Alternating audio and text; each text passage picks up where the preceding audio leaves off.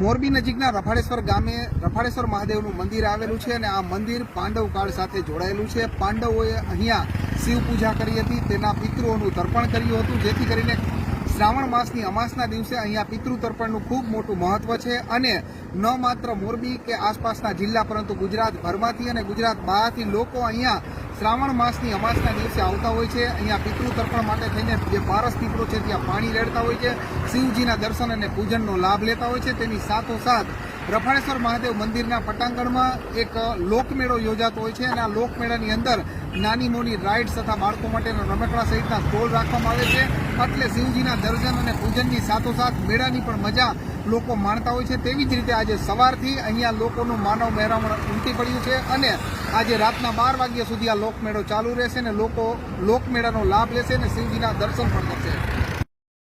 આજે શ્રાવણ માસની અમાસના નિમિત્તે આજે સર્વ ભક્તો તથા પિતૃઓના સ્મરણાર્થે માનવ મહેરામણ પડે છે। આ રફાળેશ્વર તીર્થ ક્ષેત્ર છે।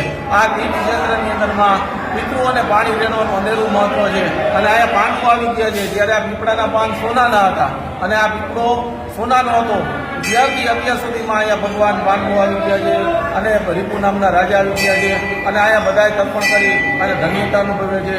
आई हूँ कलकत्ता से और मैं यहाँ रहती हूँ मोरबी में और इस मंदिर का नाम है रफाड़ेश्वर मंदिर। इस मंदिर का बहुत ही प्राचीन इतिहास है जिसका इतिहास पांडवों से जुड़ा हुआ है। आज अमावस के दिन यहाँ पर बहुत बड़ा मेले का आयोजन होता है। लोग यहाँ शिव जी के दर्शन करते हैं, गरीबों को दान देते हैं। यहाँ एक कुंड है, कुंड से पानी लेके लोग पीपल के पेड़ पे अपने पूर्वजों का याद करके पानी चढ़ाते हैं। इसके अलावा मेले में जाते हैं, मेले का आनंद उठाते हैं, अपने परिवार के सहित लोग घूमते हैं और यहाँ पे मेले का आनंद लेते हैं। रफाड़ेश्वर महादेवના મંદિરના દર્શન કરવા માટે આવીએ છીએ। રફાળેશ્વર મહાદેવ મંદિર બહુ જૂનું પુરાણું છે અને અહીંયા મેળો ભરાય છે। આજુબાજુના ગામના લોકો બધા અહીંયા પિતૃ માટે પાણી રેડવા માટે આવે છે, દર્શન માટે આવે છે। આજે શ્રાવણ મહિનાની અમાસ છે, છેલ્લો દિવસ છે અને આ મંદિરના દર્શન માટે